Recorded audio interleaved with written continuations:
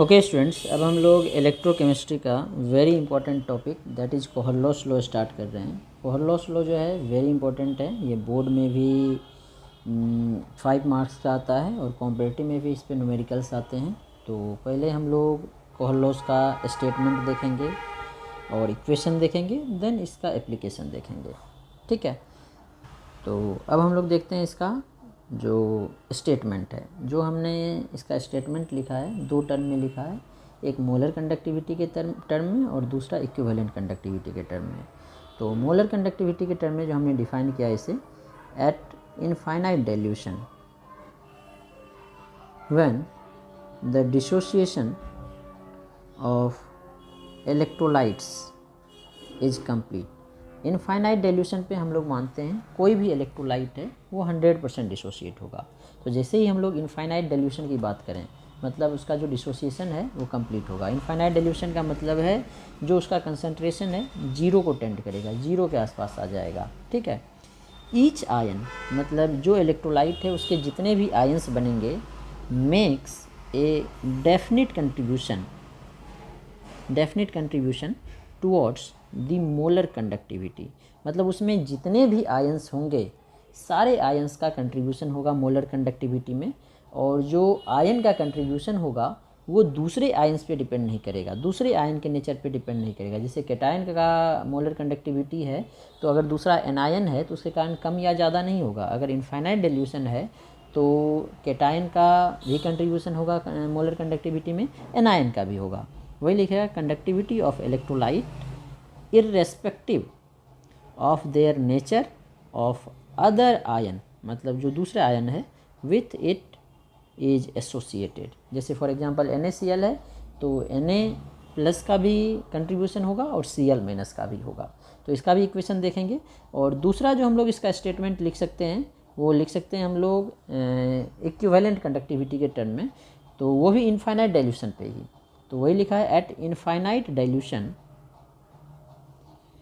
Each ion makes a definite contribution towards equivalent, यहाँ पे equivalent conductivity के term में देखेंगे conductance of electrolyte irrespective of the nature of ion with it is associated.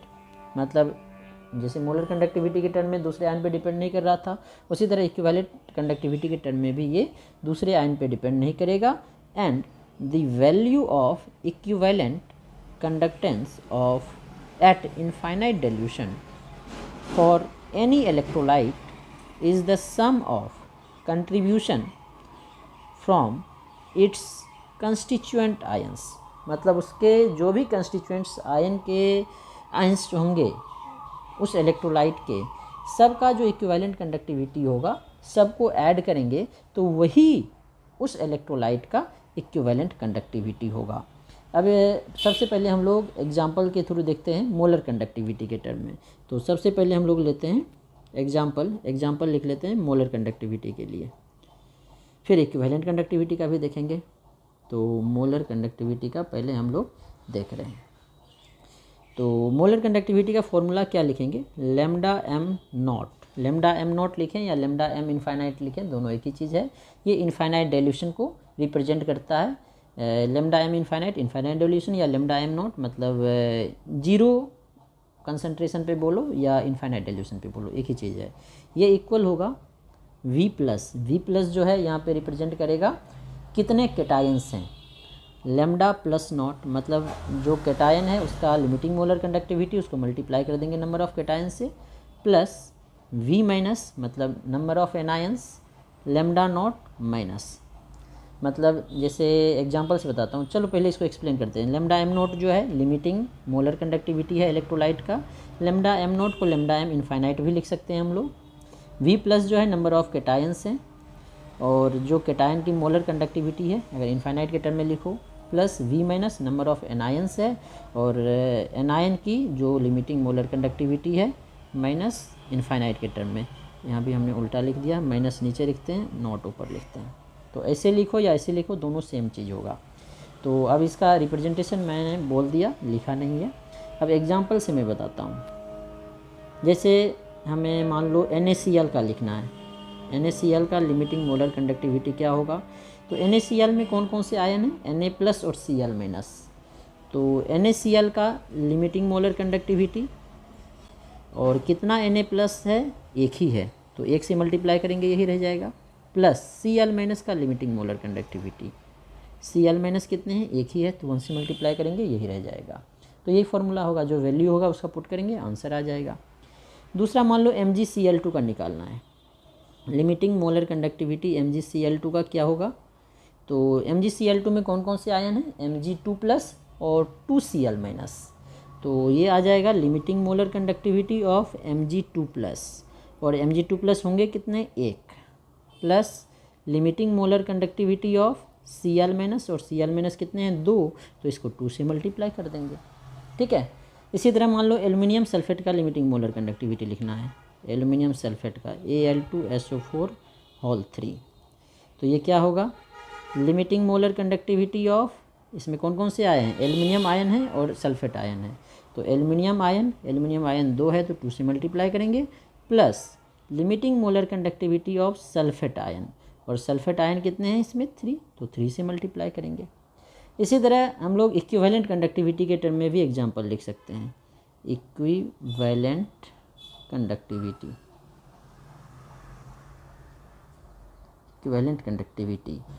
Equivalent conductivity जब निकालना होता है तो इसमें बस एक फ़ायदा होता है, नंबर ऑफ़ कैटायंस या नंबर ऑफ़ एनायंस को ऐड नहीं करते हैं।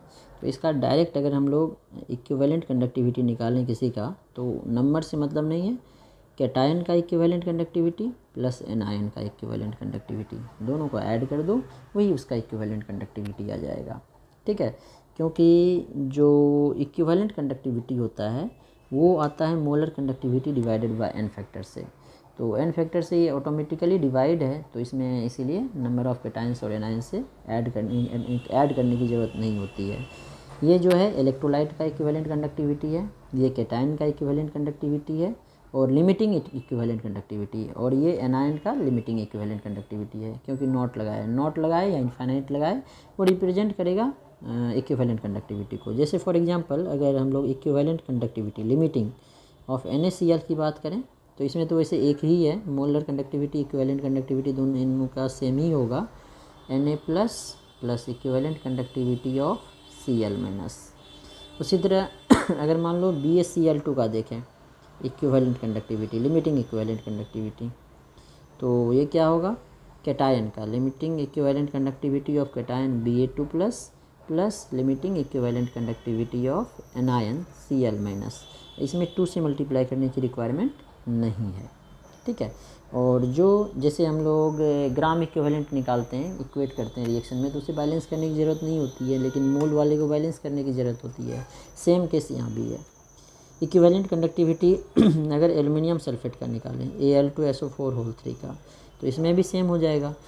Equivalent conductivity limiting equivalent conductivity of aluminium 3 plus plus limiting equivalent conductivity of जो एनायन है सल्फेट, इसमें भी जो इसके नंबर हैं उससे मल्टीप्लाई करने की ज़रूरत नहीं होगी।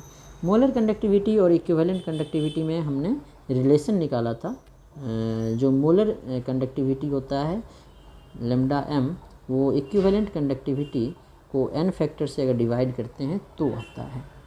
अब इससे हम लोग एक एग्जांपल लेके देखते हैं। जैसे हमारे पास मान low molar conductivity limiting molar conductivity of Ba2 plus मान लेते हैं x है, और लिमिटिंग मोलर कंडक्टिविटी ऑफ जो Cl माइनस है इसे मान लेते हैं y है। ठीक है, लिमिटिंग मोलर कंडक्टिविटी। तो अगर इसका इक्विवेलेंट कंडक्टिविटी देखें तो लैम्डा इक्विवेलेंट कंडक्टिविटी EQ, ये भी लिमिटिंग Ba2 प्लस का क्या लिखेंगे हम लोग?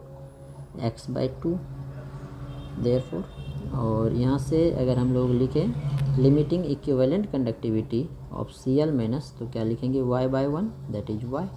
ठीक है, अब अगर हम लोग निकालना चाहें limiting molar conductivity of BaCl2, तो BaCl2 का लिमिटिंग मोलर कंडक्टिविटी क्या होगा? Ba का जो लिमिटिंग मोलर कंडक्टिविटी है बेरियम का क्या है? x प्लस Cl2 का क्या है? Cl2 ने Cl माइनस का y है, तो x प्लस 2y आ जाएगा, और x प्लस 2y हमारा लिमिटिंग मोलर कंडक्टिविटी आ गया। अब यहाँ से इस BaCl2 का अगर लिमिटिंग इक्विवेलेंट कंडक्टिविटी निकालें यहाँ से, तो क्या आ जाएगा, x plus 2y by n factor BaCl2 का 2, that is x by 2 plus y। ठीक है, ये आ जाएगा। और अगर हम लोग इक्विवेलेंट कंडक्टिविटी जो ये निकाल के रखा है यहाँ से निकालें इक्विवेलेंट कंडक्टिविटी, तो दोनों से सेम आना चाहिए। BaCl2 का क्या होगा, Ba2 प्लस का equivalent conductivity that is x by 2, Cl minus का y, तो x बाई 2 प्लस y। देखो दोनों केस में सेम आया, मतलब इक्विवेलेंट कंडक्टिविटी में हमें number of cations and number of anions से मल्टीप्लाई करने की ज़रूरत नहीं होती है। तो यही है हमारा कोहलॉस लॉ। तो कोहलॉस लॉ जब बोर्ड में करोगे तो जो ये वाला टर्म हमने किया यहाँ से, ये आपको समझाने के लिए किया है, ये आपको करने की ज़रूरत नहीं है, यहाँ तक आप करोगे। उसके बाद आप एप्लीकेशन लिखोगे। तो कभी कभी पूछता है state and explain Kohlrausch's law, क्योंकि एक्सप्लेन कर दोगे, स्टेट कर दोगे, और गिव इट्स एप्लीकेशन, तो सारे एप्लीकेशन दोगे। या कभी कभी पूछता है state and explain Kohlrausch's law and calculate the limiting molar conductivity of weak electrolyte with respect to strong electrolyte, तो सिर्फ वीक इलेक्ट्रोलाइट वाला एप्लीकेशन दोगे। तो अब जो हम लोग नेक्स्ट करने जा रहे हैं दैट इज एप्लीकेशन करने जा रहे हैं, application of कोहलॉस law.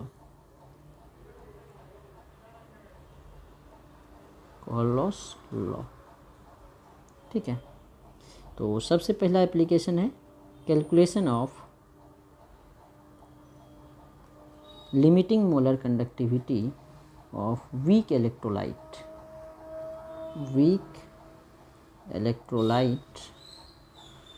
with respect to strong electrolyte या with the help of strong electrolyte। तो ये कैसे कैलकुलेट करेंगे हम लोग पहले यही देखते हैं। तो with the help of strong electrolyte हमने पहले ही बोल दिया, तो यहाँ पे लिख भी सकते हैं हम लोग, it is determined with the help of limiting molar conductivity of strong electrolyte. ठीक है, तो मान लेते हैं हमारे पास इसका निकालना है वीक इलेक्ट्रोलाइट एक मान लेते हैं। वीक इलेक्ट्रोलाइट एसिटिक एसिड है, CH3COH वीक एसिड है, तो वीक इलेक्ट्रोलाइट है। इसका लिमिटिंग मोलर कंडक्टिविटी हमें कैलकुलेट करना है एसिटिक एसिड का, तो इसके लिए हमें स्ट्रॉन्ग इलेक्ट्रोलाइट लेना पड़ेगा। तो जो इसके लिए हम निकालना चाहें lambda m0 of acetic acid, ये क्या आएगा, lambda m0 of acetic acid में कौन कौन से आयन होंगे, acetate ion plus lambda m0 of H plus ion, यही होगा। इसको इक्वेशन 1 मान लेते हैं। अब एसीटेट आयन के लिए जो स्ट्रॉन्ग इलेक्ट्रोलाइट चाहिए वो हम लोग मान लेते हैं एसीटेट आयन है, सोडियम एसीटेट CH3COONA। तो ये इसमें क्या होगा, lambda m0 of acetate ion, ये स्ट्रॉन्ग इलेक्ट्रोलाइट है, plus lambda m0 of Na plus ion, इसको इक्वेशन 2 मान लो। एसीटेट आयन आ गया, अब H प्लस आना है, तो H प्लस कहाँ से आएगा, HCl ले लेते हैं, मान लेते हैं lambda m0 HCl strong electrolyte है, तो क्या होगा lambda m0 of H plus lambda m0 of Cl minus, इसको 3 मान लेते हैं। अब सेकेंड एंड थर्ड में देखो एसीटेट भी आ जाएगा, H प्लस भी आ जाएगा, इसमें Na प्लस है Cl माइनस, ये एक्स्ट्रा आ गया, तो Na प्लस और Cl माइनस को हमें हटाना है, तो लैम्डा m0 ऑफ NaCl ले लेंगे, तो NaCl में क्या आएगा, lambda m0 of Na plus और lambda m0 of Cl minus, इसको 4 मान लेते हैं। तो सेकेंड और थर्ड को ऐड करके 4 को सब्ट्रैक्ट कर दें तो क्या आ जाएगा, सेकेंड और फोर्थ को ऐड करें, from equation 2 plus equation 4 minus equation 3, ये अगर करें 2 और 4 को ऐड करें तो क्या होगा, ये और ये एसिटिक एसिड बन जाएगा और ये NaCl बन जाएगा। उसमें से NaCl को घटा दिया तो एसिटिक एसिड बचेगा, मतलब ये और ये आयन बचेगा, क्योंकि ये बचेगा, Na प्लस से Na plus cancel, Cl minus से Cl माइनस कैंसिल, ये और ये आयन बचेगा। कौन कौन से आयन बचेंगे, ये दोनों आयन। ठीक है, तो हमने क्या किया, ऐसे करते हैं, ये इसी से करते हैं, यही वाला ले लेते हैं, इक्वेशन बाद में इक्वेट करेंगे। तो हमने क्या किया, इक्वेशन टू में है हमारा एसीटेट, सोडियम एसीटेट, फिर HCl NaCl। तो हमारा lambda m0 of sodium acetate plus 4 में है HCl, lambda m0 of HCl, 3 में है NaCl। एक मिनट, 2 + 3 है ये, सॉरी 2 + 3 - 4 है, 2 + 3 - 4 हमने गलत लिख दिया था, 4 में NaCl है, तो minus lambda m0 of NaCl। तो इसमें क्या बचेगा, सारा कुछ कैंसिल हो जाएगा, बचेगा lambda m0 of acetate ion plus lambda m0 of H+ ion. जो इक्वेशन 2 से देखोगे तो ये 1 से देखोगे तो ये एसीटेट आयन, एसिटिक एसिड को रिप्रेजेंट कर रहा है, तो ये एसिटिक एसिड को रिप्रेजेंट करेगा। मतलब लेमडा m0 किसके इक्वल हो जाएगा, ये एसिटिक एसिड किसके इक्वल हो जाएगा, जो स्ट्रॉन्ग इलेक्ट्रोलाइट है, lambda m0 of sodium acetate plus lambda m0 of HCl, इसमें एसीटेट और H+ बचेगा, Na+Cl- कट जाएगा, lambda m0 of NaCl subtract हो जाएगा। तो इस तरह से हम लोग कैलकुलेट कर सकते हैं। इस पे न्यूमेरिकल भी आता है, तो पहले हम लोग इसके बाकी एप्लीकेशन डिस्कस कर लेते हैं, फिर क्वेश्चन देखेंगे। और कोहलॉस लॉ के हेल्प से हम लोग डिग्री ऑफ डिसोसिएशन, जैसे कि हम लोग अल्फ़ा से रिप्रेजेंट करते हैं, ये निकाल सकते हैं। इक्विलिब्रियम कांस्टेंट निकाल सकते हैं वीक इलेक्ट्रोलाइट का, के इक्विलिब्रियम, या बोल सकते हो डिसोसिएशन कांस्टेंट भी हम लोग निकाल सकते हैं। ठीक है, तो कैसे निकालेंगे, मान लेते हैं C कंसंट्रेशन पे, एट एनी कंसंट्रेशन C जो मोलर कंडक्टिविटी है लेमडा mc दिया हुआ है, और इनफाइनाइट डाइल्यूशन पे, जिसे हम लोग लिमिटिंग मोलर कंडक्टिविटी बोलते हैं, वो लेमडा m इनफाइनाइट है, जिसे हम लोग लेमडा m0 भी लिख सकते हैं। ठीक है, तो डिग्री ऑफ डिसोसिएशन क्या होगा, डिग्री ऑफ डिसोसिएशन आ जाएगा lambda mc upon lambda m0, क्योंकि डिग्री ऑफ डिसोसिएशन क्या होता है, number of moles dissociated upon initial number of moles. तो जितना मोल डिसोसिएट होगा C कंसंट्रेशन पे, उसके कारण कंडक्टेंस डिवाइडेड बाय इनिशियल जितना था उसके कारण जो आता है वो लिमिटिंग मोलर कंडक्टिविटी आता है। इसलिए दोनों का रेशियो जो है डिग्री ऑफ डिसोसिएशन दिखाएगा। और जो अल्फ़ा का वैल्यू है ये 0 to 1 के बीच लाई करेगा, मतलब मैक्सिमम जो वैल्यू है लेमडा m0 की ही होती है, लेमडा mc से लेमडा m0 हमेशा ग्रेटर होगा। और जो डिसोसिएशन कांस्टेंट है ये आएगा C⁴² अपॉन 1 - अल्फ़ा। ये हम लोग आयनिक इक्विलिब्रियम में निकाले थे वीक इलेक्ट्रोलाइट के लिए, तो डायरेक्ट इस फॉर्मूला हम पुट करेंगे। और अगर अल्फ़ा का वैल्यू बहुत कम होगा, अगर अल्फ़ा की वैल्यू बहुत कम होगा तो हम लोग के इक्विलिब्रियम को लिख सकते हैं C⁴²। ठीक है, इफ़ ये होगा तो हम लोग इसे लिख सकते हैं। ठीक है, इसके बाद जो थर्ड एप्लीकेशन है वो है, हम लोग सॉल्युबिलिटी प्रोडक्ट निकाल सकते हैं या सॉल्युबिलिटी निकाल सकते हैं किसी स्पेरिंगली सॉल्युबल सॉल्ट का।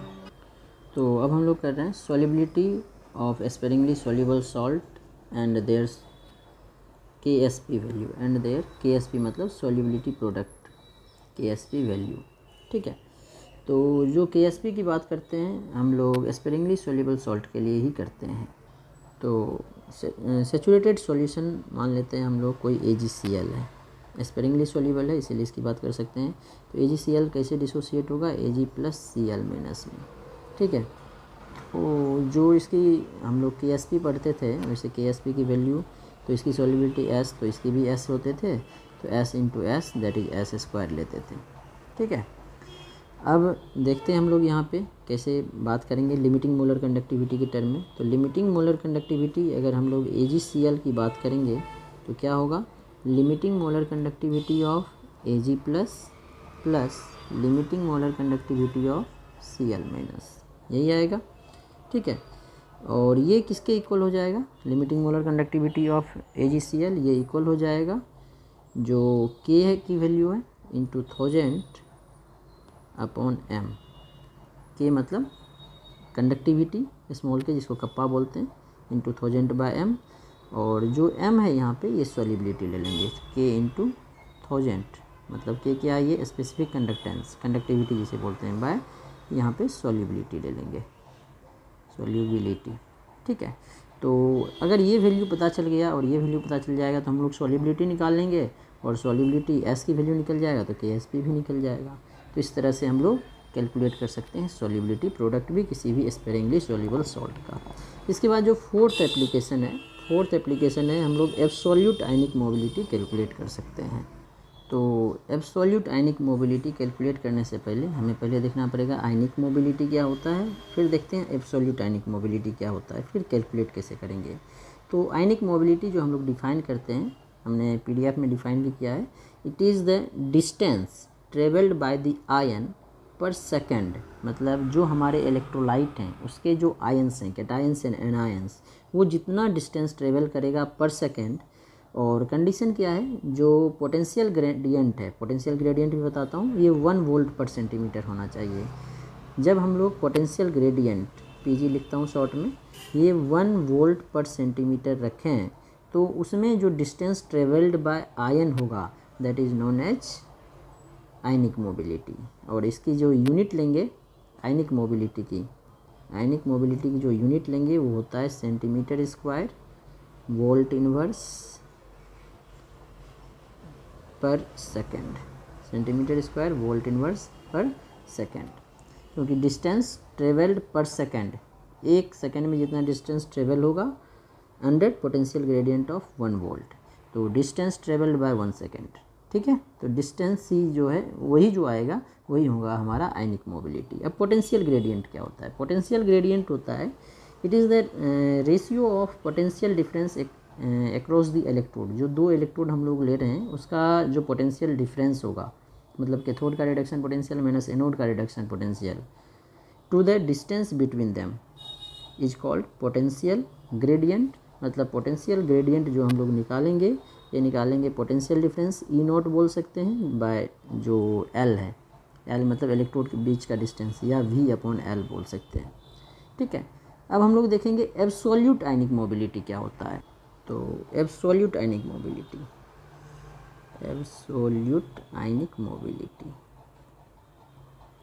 तो आयनिक मोबिलिटी का मतलब क्या हो गया? आयनिक मोबिलिटी अभी हमने बताया था, जब पोटेंशियल ग्रेडियंट 1 वोल्ट पर सेंटीमीटर रखें तो 1 सेकंड में जो डिस्टेंस ट्रेवल होगा, 1 सेकंड में डिस्टेंस ट्रेवल मतलब स्पीड।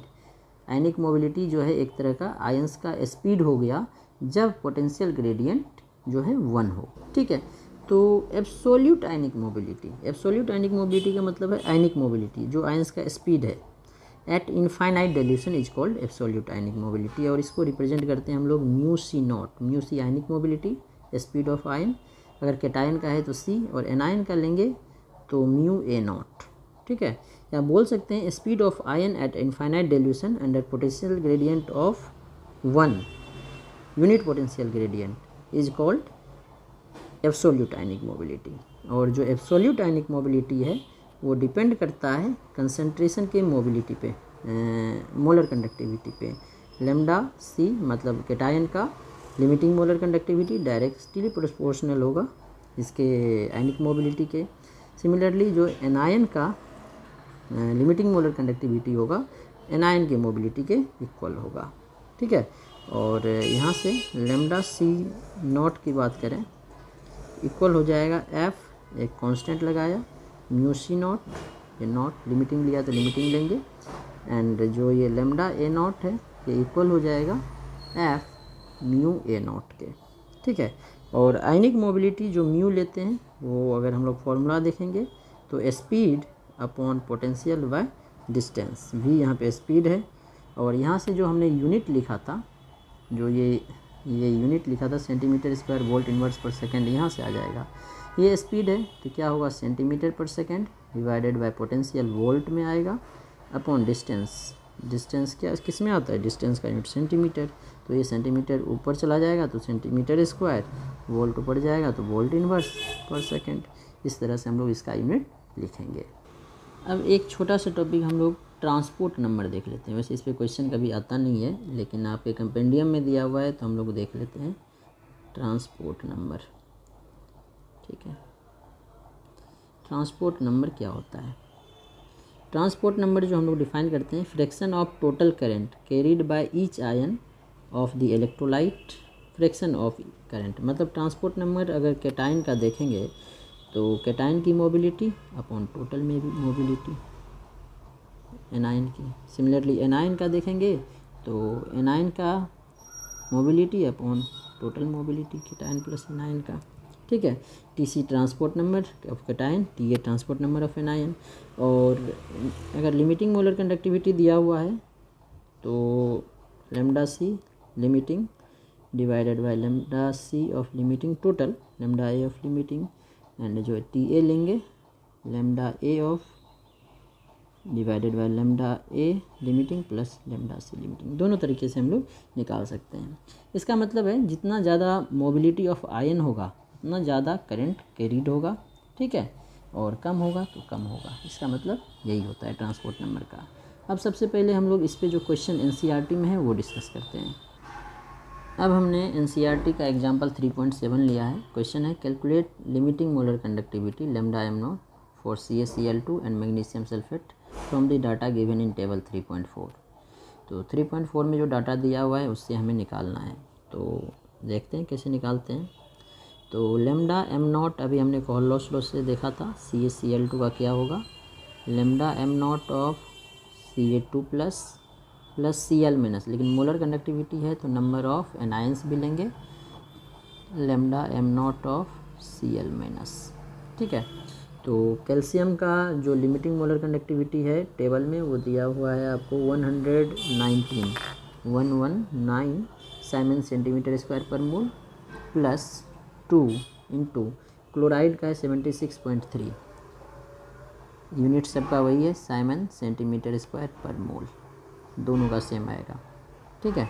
तो इसको सॉल्व करोगे तो सॉल्व करने के बाद ये आ जाएगा, ये 76.3 इंटू 2 आ जाएगा 152.6 और ऐड करोगे तो 271.6 साइमन सेंटीमीटर स्क्वायर पर मोल। तो सिंपल टाइप का क्वेश्चन बनता है। अब हम लोग एक और निकालेंगे इसी क्वेश्चन में। कैल्शियम क्लोराइड के बाद मैग्नीशियम सल्फेट का दिया है, तो लैम्डा एम नॉट जो मैग्नीशियम सल्फेट का निकालेंगे MgSO4 का, तो ये क्या होगा, इसमें दो आयन्स हैं, magnesium ion plus sulphate ion, lambda m naught of sulphate SO4 -, ठीक है। तो टेबल में देखोगे तो मैग्नीशियम आयन का जो दिया हुआ है वो दिया हुआ है 106 साइमन सेंटीमीटर स्क्वायर पर मोल, 106 प्लस सल्फेट का दिया हुआ है 160, ठीक है, ये यूनिट यही है साइमन सेंटीमीटर स्क्वायर पर मोल। अब दोनों को ऐड करोगे तो 266 साइमन सेंटीमीटर स्क्वायर पर मोल। इसके बाद हम लोग एक और क्वेश्चन देखते हैं जो कि एनसीईआरटी का ही एग्जाम्पल 3.8 है। अब जो नेक्स्ट एग्जाम्पल 3.8 है ये एग्जैक्ट क्वेश्चन आपके बोर्ड के एग्ज़ाम में भी आया हुआ है, ठीक है। क्वेश्चन है लैम्डा एम नॉट गिवन है NaCl, HCl और NaAC, AC बोलते हैं एसीटेट को, CH3COO, ठीक है। ये इसका दिया हुआ है Na के साथ मतलब Na लगा हुआ है, ठीक है। तो इसका हमें दिया हुआ है। अच्छा एक चीज़ और, वैसे एसाइल जो है CH3CO ग्रुप को बोलते हैं एसाइल, ठीक है। यहाँ पे अगर CH3CONa ले लेंगे फिर, ठीक है। तो वैसे हमें इस क्वेश्चन में इसका कोई फ़र्क नहीं पड़ेगा। अगर जैसे हमें NaAC दिया है तो Na प्लस और AC माइनस, ठीक है। तो CH3ACO देता तो हम लोग ये लेते हैं, अदरवाइज NaAC है तो हमें यही लेना पड़ेगा, ठीक है। तो ये हमें स्ट्रॉन्ग इलेक्ट्रोलाइट तीनों दिया हुआ है और वीक इलेक्ट्रोलाइट HAC का पूछा है, तीनों का वैल्यू दिया हुआ है साइमन सेंटीमीटर स्क्वायर पर मोल में respectively. Calculate lambda m not for HAC। तो सॉल्व करते हैं। हमें निकालना है HAC का, lambda m naught of HAC। तो बच्चे HAC में कौन कौन से आयन होंगे, H plus, lambda m naught of H plus और lambda m naught of AC minus. तो हमें ये चाहिए, ठीक है। अब देखो ये H प्लस किससे आएगा, H प्लस हम ला सकते हैं HCl से, और AC माइनस कहाँ से आएगा, यहाँ से। तो इस दोनों को ऐड करो तो क्या आ जाएगा, ऐड करोगे तो तो lambda m naught of HCl plus lambda m naught of AC वाला क्या है NaAC। अब इसको ऐड करने से क्या होगा, H प्लस तो आ जाएगा, Cl माइनस बच जाएगा, AC माइनस तो आ जाएगा, Na प्लस बच जाएगा। तो Cl माइनस और Na प्लस क्या मिलके बना लेगा NaCl, मतलब इसको सब्ट्रैक्ट कर देना है NaCl को। तो lambda M naught of NaCl जो है इसको सब्ट्रैक्ट कर दो। अब सारा वैल्यू पुट करो, आंसर आ जाएगा। HCl बीच वाला है तो बीच वाला 425.9 प्लस NaAC लास्ट वाला है 91 माइनस NaCl स्टार्टिंग वाला है 126.4। सबका यूनिट है साइमन सेंटीमीटर स्क्वायर पर मोल। अब इसे सॉल्व करते हैं। इसको सॉल्व करोगे तो ये आ जाएगा 390.5 साइमन सेंटीमीटर स्क्वायर पर मोल। एक और क्वेश्चन है NCERT का, उसे भी सॉल्व कर लेते हैं। ठीक है, 3.9 है एग्जाम्पल। तो ये NCERT एग्जाम्पल 3.9 है। क्वेश्चन है द कंडक्टिविटी ऑफ 0.001028 मोल पर लीटर, मतलब कंसनट्रेशन मोलेरिटी हमें दिया हुआ है। सॉल्यूशन में लिखते जाता हूँ मैं। मोलेरिटी दिया हुआ है 0.001028 मोल पर लीटर। ठीक है, एज 4.95 इंटू 10 का पावर -5। कंडक्टिविटी मतलब के की वैल्यू दिया हुआ है 4.95 इंटू 10 का पावर -5 साइमन पर centimetre. Calculate its dissociation constant, के की वैल्यू, जिसे हम लोग के इक्विलिब्रियम भी लिखे थे, के लिख देते हैं। के की वैल्यू हमें निकालना है। लेमडा एम नॉट दिया हुआ है 390.5 साइमन सेंटीमीटर स्क्वायर पर मोल। सारा वैल्यू हमें दिया हुआ है। तो बच्चे के हमने बोला था, के की वैल्यू क्या होता है C∝² अल्फ़ा। तो हमें पहले अल्फ़ा निकालना पड़ेगा। अल्फ़ा होता है lambda MC by lambda M not. तो पहले लेमडा MC निकालते हैं। लिमिटिंग मोलर कंडक्टिविटी, लिमिटिंग तो दिया हुआ है लेमडा एम नॉट, तो लेमडा एम निकालते हैं। कंसनट्रेशन C की वैल्यू हमें दिया हुआ है ये। तो यहाँ पे क्या होगा, K 4.95 इंटू 10 का पावर -5, ठीक है, इंटू 1000 अपॉन C मतलब कंसनट्रेशन 0.001028। तो इसे सॉल्व कर लोगे तो ये आ जाएगा 48.15 साइमन सेंटीमीटर स्क्वायर पर मोल। अब लेमडा MC आ जाएगा तो अल्फ़ा निकाल सकते हैं हम लोग। Therefore alpha equals to lambda MC upon C लिखना था, lambda MC upon lambda M naught. ठीक है, तो लेमडा MC अभी कैलकुलेट किया है 48.15 अपॉन लेमडा एम नॉट 390.5 दिया हुआ है 390.5। तो इसको सॉल्व करोगे 48.15 अपॉन 390.5 तो यह आ जाएगा 0.1233। अब ये वैल्यू आ गया। अब यहाँ से के निकाल सकते हैं C∝² अपॉन 1 - अल्फ़ा। नेगलेक्ट नहीं करेंगे क्योंकि अल्फ़ा की वैल्यू ज़्यादा है। ठीक है, तो C 0.001028 इंटू अल्फ़ा 0.1233 का स्क्वायर डिवाइडेड बाय 1 - अल्फ़ा 0.1233। अब इसको वैल्यू पुट करोगे तो ये सॉल्व होकर आ जाएगा 1.78 इंटू 10 का पावर -5। यही आ जाएगा इसका वैल्यू, के का वैल्यू। ठीक है, तो ये इसका यूनिट आएगा मोल पर लीटर में। तो यही आ जाएगा डिसोसिएशन कांस्टेंट इसका। तो इस तरह से हम लोग क्वेश्चन सॉल्व कर सकते हैं।